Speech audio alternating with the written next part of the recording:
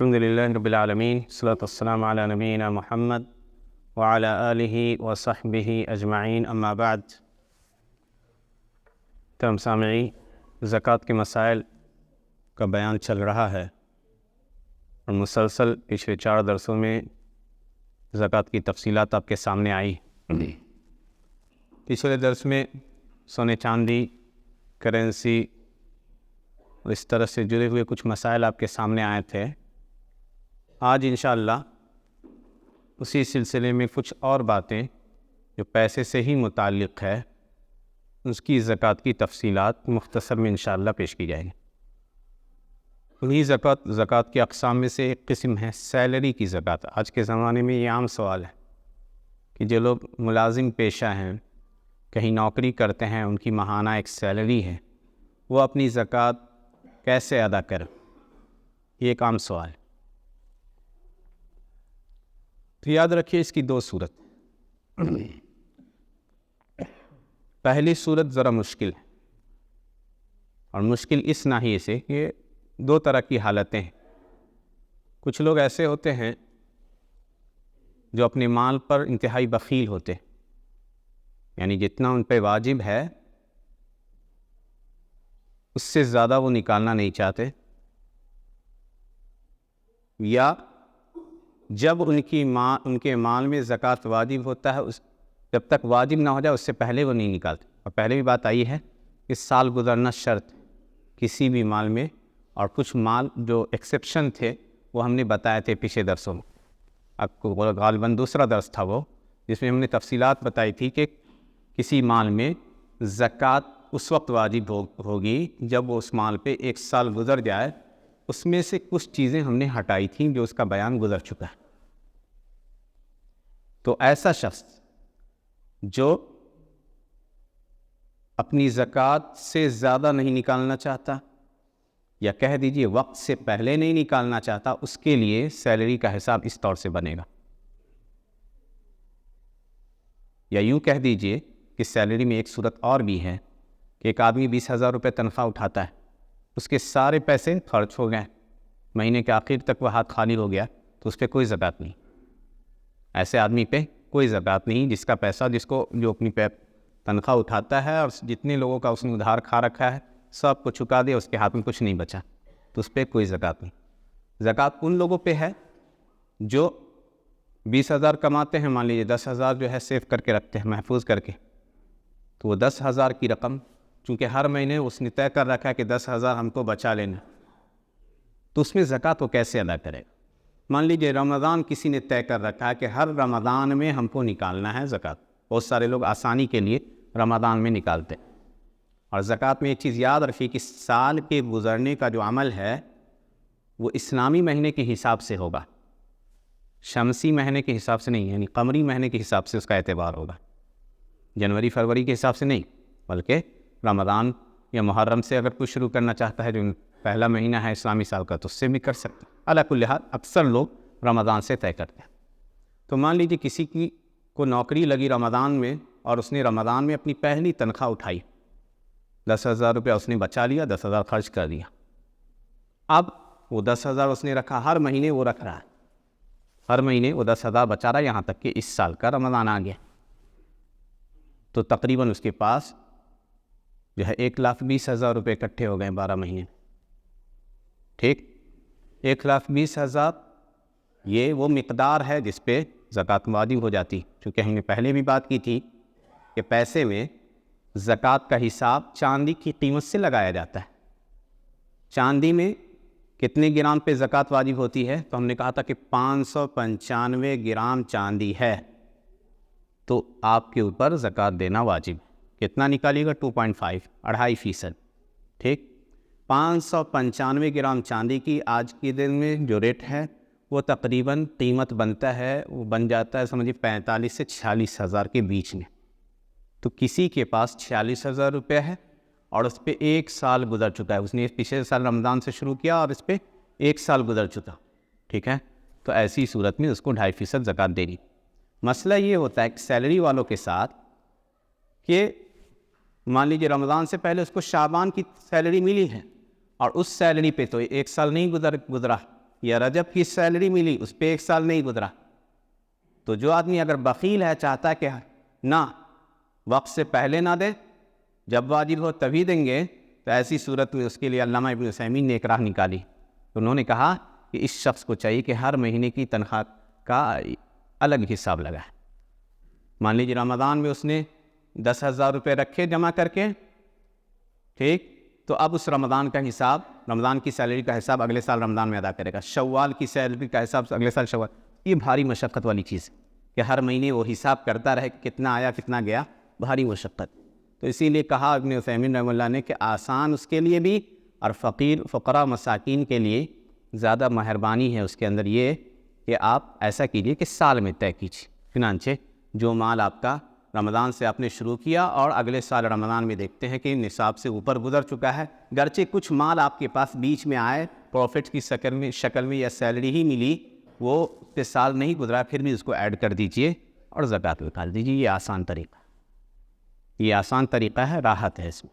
تو یہ آپ کی سیلری کی زکوٰۃ ہوئی کہ آپ نے جو سیلری خرچ کر دی ہے تو اس پہ تو زکوٰۃ نہیں ہے، لیکن سیلری کا ایک حصہ، آدھا حصہ آپ بچا کے رکھتے ہیں، اور اگلے سال اس پہ دیکھا کہ اس پہ سال گزر گیا، اس بیچ میں وہ رقم اتنا بڑھ گیا مقدار اس کا کہ اس پہ زکوٰۃ واجب ہو گئی، تو جتنا آپ کا واجب ہو رہا ہے اس میں سے 2.5% نکال دیجیے سیلری کی زکوٰۃ.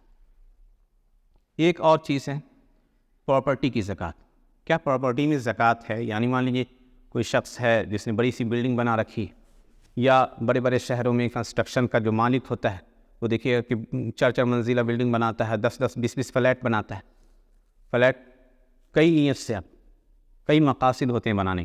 پہلی چیز، اگر اس نے کوئی بلڈنگ بنائی ہے، بہت سارے فلیٹس بنا رکھے ہیں، مقصد دیکھا جائے گا کیا وہ اس میں خود رہتا ہے، اس میں وہ خود رہتا ہے یا اپنے کسی رشتہ دار کو ٹھہرا رکھا ہے، جان پہچان کے لوگوں کو ٹھہرا رکھا ہے، فری میں پیسے نہیں لیتا ان سے.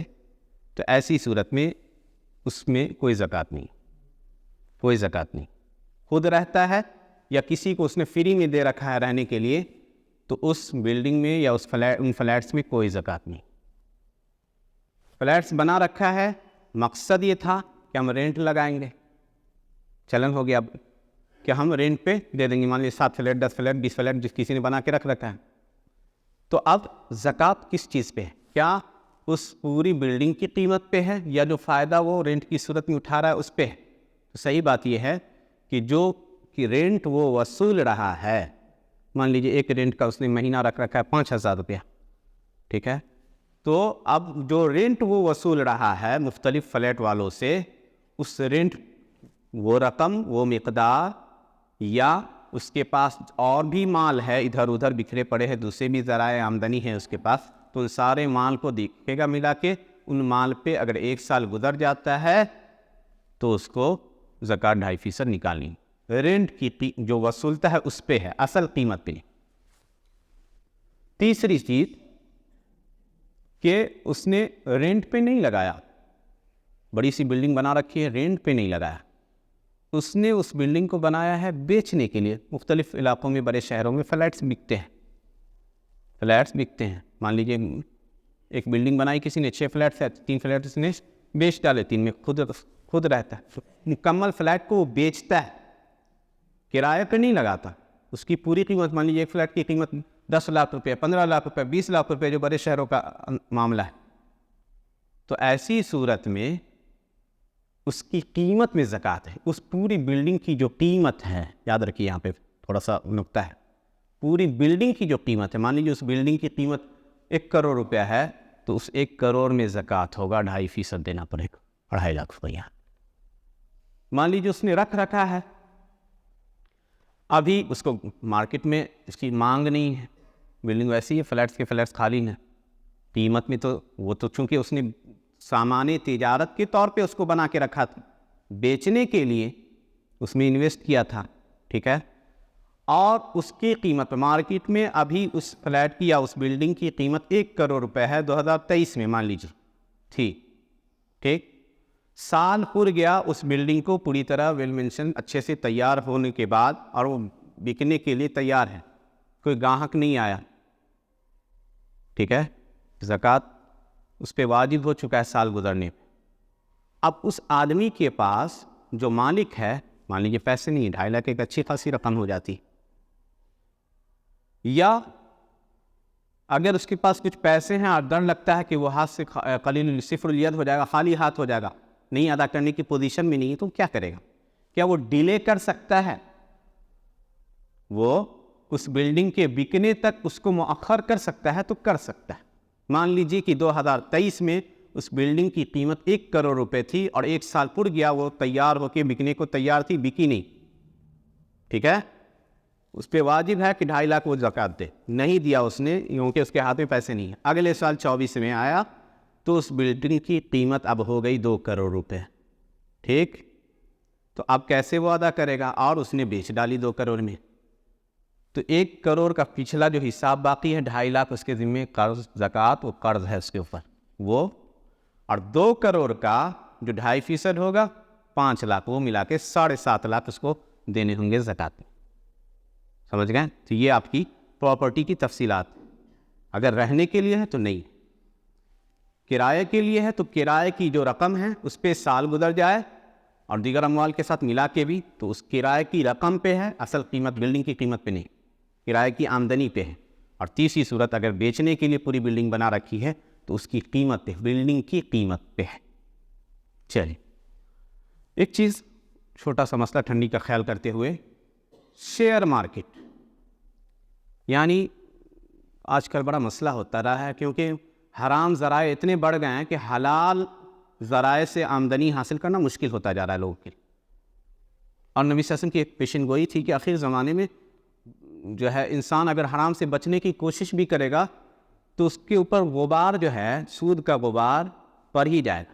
تو یہ ہم اور آپ اس سے گزر رہے ہیں، حتی الامکان انسان حرام مال سے بچے. اور قبل اس کی کہ اس مسئلے میں ہم گھسے، نبی صلی اللہ علیہ وسلم نے وعدہ کیا، ان الحلال بین وان الحرام بین وبینہما امور مشتبہات لا یعرفہن کثیر من الناس. نعمان بن بشیر رضی اللہ عنہ کی روایت، کہا کہ حلال واضح ہے، حرام واضح ہے، اور ان دونوں کے بیچ کچھ معاملات ایسے ہیں جو ڈاؤٹ فل ہیں، شک میں ڈالنے والے ہیں.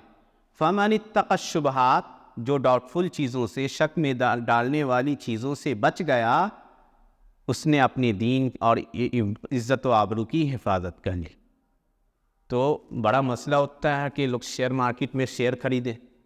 یاد رکھیے کہ کسی بھی کمپنی کا شیئر خریدنے سے پہلے ایک چیز دیکھ لیجئے کہ اس کمپنی کے اندر 2 شرطیں پائی جا رہی ہیں یا نہیں.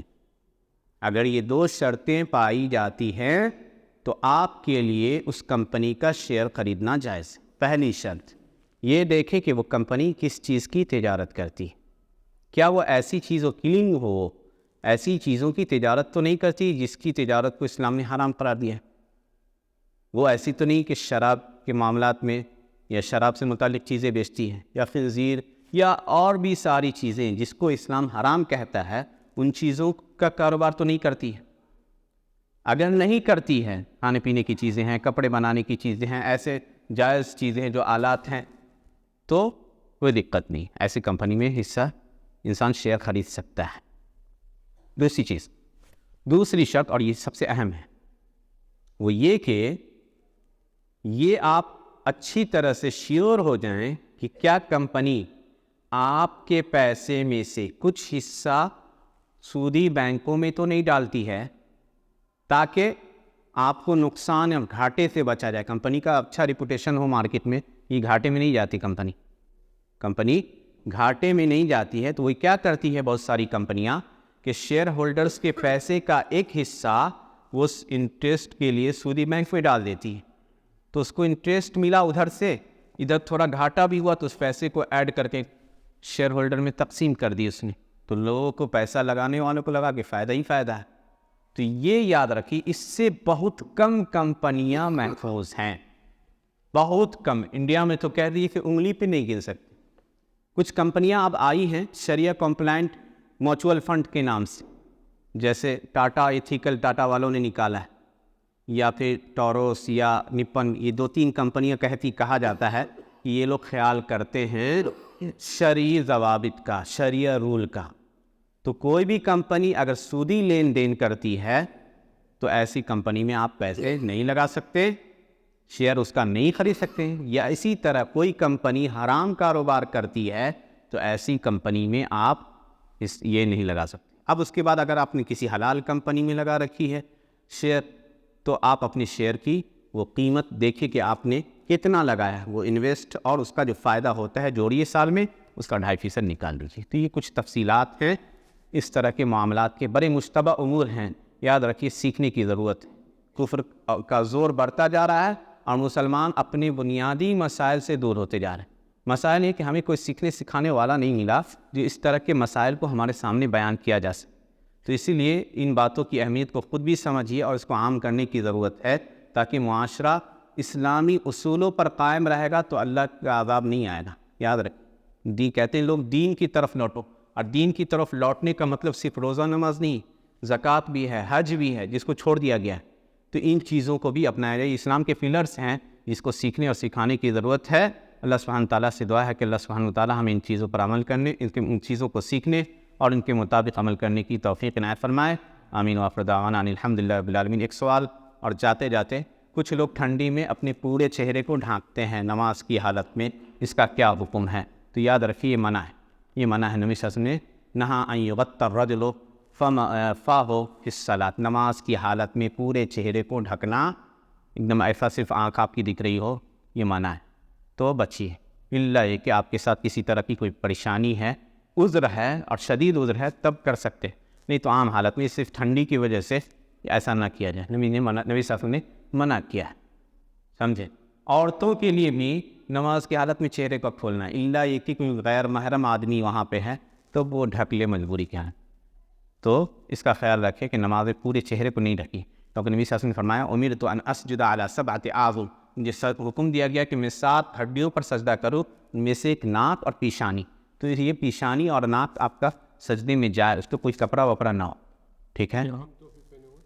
ٹھیک ہے، بس یہ تھوڑی سی پیشانی آپ کے اوپر ہونی چاہیے۔ جی بارک اللہ، السلام علیکم۔